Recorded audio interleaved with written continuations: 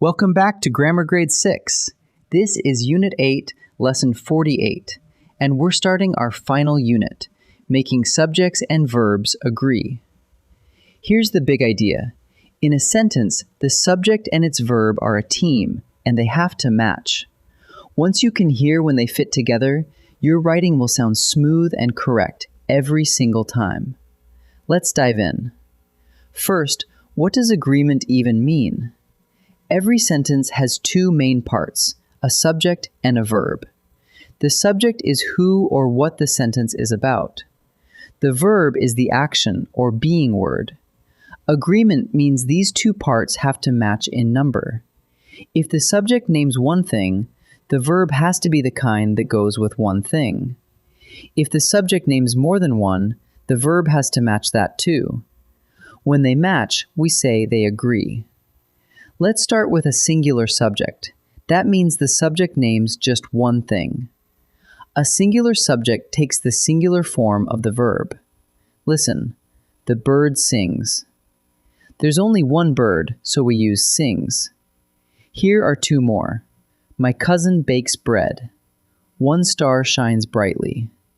In each one, the subject is a single person or thing, so it pairs up with the singular verb. One subject, one matching verb. That's all we're doing. Now let's make each subject plural. That means more than one. A plural subject takes the plural form of the verb. Watch what happens. The birds sing. Now there are several birds, and the verb changes to sing. Two more. My cousins bake bread. Many stars shine brightly. See how the subject went from one to many, and the verb followed right along? More than one subject calls for the plural verb. Here's the part that trips a lot of people up, so I want you to see it clearly. With most present tense verbs, it's backwards from what you'd expect. Look at this. One dog runs. The singular verb actually adds an S, runs. But when the subject becomes plural, two dogs run, the verb drops the S, just run. So the S hops the other way. It lands on the singular verb, not the plural one. It's like the S can only be in one place at a time. A great habit is to draw an arrow in your head, straight from the subject to its verb. Here the subject is the team. That's one group, so it counts as singular. Now aim the verb at it. The team practices daily. Because the subject is singular, the verb gets that S, practices. Whenever you're unsure, point from the subject to the verb and ask, does this verb match? That little arrow keeps you honest. Some very common verbs don't just add or drop an S, they change shape completely, so give these extra attention. With a singular subject, we use is, was, and has. With a plural subject, we use are, were, and have. Listen to the difference. The puppy is asleep, but the puppies are asleep. And she has a ticket, while they have a ticket. Same idea, different verb form. Just pick the one that fits your subject. Let's turn all of this into a quick three-step check you can run on any sentence. Step 1. Find the subject. Who or what is doing the action? Step 2. Count it. Is it one thing or more than one? Step 3. Match the verb to that number. Find it, count it, match it. Do those three things and your subjects and verbs will agree every time. Ready to practice together? In this first set, each sentence gives you two verbs to choose from. Find the subject, count it, and pick the verb that agrees.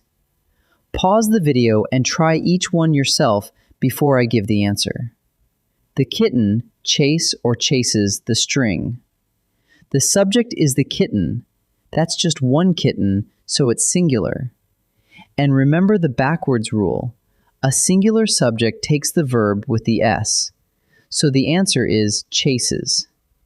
The players train or trains every morning. The subject is the players. That's more than one, so it's plural. A plural subject takes the verb without the S, so the answer is train. My sister were or was at the concert. The subject is my sister, one person, so singular. And with a singular subject, the correct past form is was, not were. So the answer is was. Now I'll show you a whole sentence and you decide. Do the subject and verb agree? Answer correct if they match or incorrect if they don't. Pause and try each before I answer. The dogs barks at the mail truck. Let's check it. The subject is the dogs. That's plural, more than one. But the verb barks has that S, which belongs to a singular subject. They don't match. So the answer is incorrect. It should be the dogs bark. The children have new backpacks. Let's check it. The subject is the children. That's plural. And the plural form of the verb is have, which is exactly what we've got.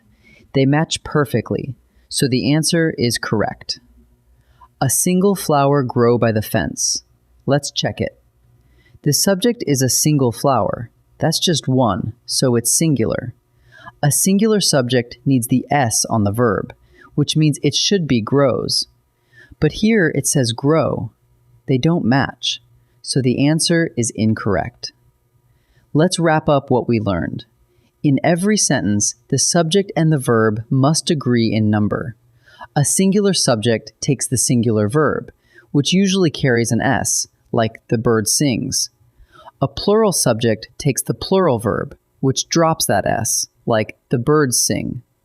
Just find the subject, count it, and match the verb. And watch out for those shape changers, like is and are. Great start to Unit 8. I'll see you in the next lesson.